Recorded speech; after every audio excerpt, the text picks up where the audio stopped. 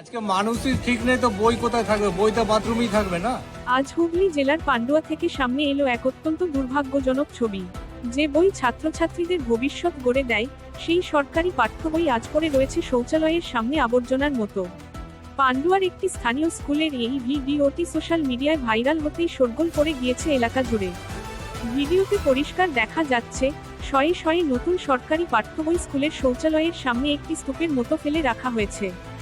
নোংরা এবং স্যাঁতস্যাঁতে পরিবেশে এই বইগুলোর এই অবস্থা দেখে ক্ষোভে ফেটে পড়েছেন অভিভাবক থেকে শুরু করে সাধারণ মানুষ। স্থানীয় বাসিন্দাদের অভিযোগ, একদিকে যখন অনেক পড়ুয়া সময়মতো বই পায় না, অন্যদিকে তখন প্রশাসনের নাকের ডগায় স্কুলের এই চরম গাফিলতি কিভাবে সম্ভব? ঘটনার খবর জানাজানি হতেই স্কুলের সামনে বিক্ষোভ দেখাতে শুরু করেন অভিভাবকরা। তাদের প্রশ্ন, শিক্ষা নিয়ে কি এভাবেই ছিনিমিনি খেলছে স্কুল কর্তৃপক্ষ? ঘটনার গুরুত্ব বুঝে নড়ে চড়ে বসেছে জেলা শিক্ষা দপ্তর। ইতিমধ্যে উচ্চপদস্থ আধিকারিকদের পক্ষ থেকে একটি তদন্ত কমিটি গঠনের নির্দেশ দেওয়া হয়েছে। কেন এই বইগুলো নির্দিষ্ট সময়ে বিলি করা হয়নি এবং কেন সেগুলোকে এভাবে অবহেলায় ফেলে রাখা হলো, তার কারণ জানতে স্কুল কর্তৃপক্ষের কাছে কৈফিয়ত তলব করা হয়েছে। যদিও স্কুল কর্তৃপক্ষের পক্ষ থেকে এখনো পর্যন্ত কোনো স্পষ্ট প্রতিক্রিয়া পাওয়া যায়নি, তবে এই ঘটনায় পান্ডুয়ায় ব্যাপক উত্তেজনা ছড়িয়েছে।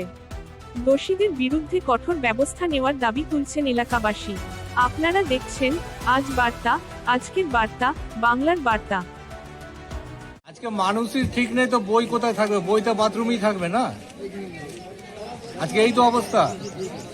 মানুষের আজকে ঠিক মতো মানুষ শান্তিতে বাঁচতে পারছে না। সমস্ত জায়গাতে লাইন আর লাইন।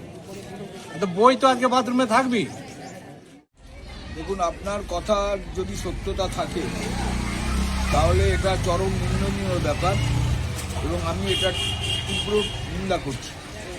আপনার কাছে যেহেতু জানলাম, আমি আজই ডিপিএসসি থেকে আরম্ভ করে শিক্ষা দপ্তরে যোগাযোগ করে এর বিষয়ে ব্যবস্থা নেওয়ার জন্য বলছি। দু একজন সরকারি কর্মচারীর জন্য সরকারের মান সম্মান ধুলোয় লুটিয়ে যাবে, সরকার লুণ্ঠিত হবে, এটা কোনো মতেই বরদাস্ত করা যায় না। সরকারি কর্মচারীকে তার নির্দিষ্ট নিয়ম নীতি অনুযায়ী চলতে হবে। তিনি যদি না চলেন তাহলে সেটা সম্পূর্ণভাবেই তার দোষ এবং তার বিরুদ্ধে যাতে সরকারি ব্যবস্থা নেওয়া যায় সেজন্য আমরা কর্তৃপক্ষকে বলছি। কি নাম হবে? অসিত চট্টোপাধ্যায়, সহসভাপতি, হুগলি শ্রীরামপুর সংগঠনের জেলা তৃণমূল কংগ্রেস।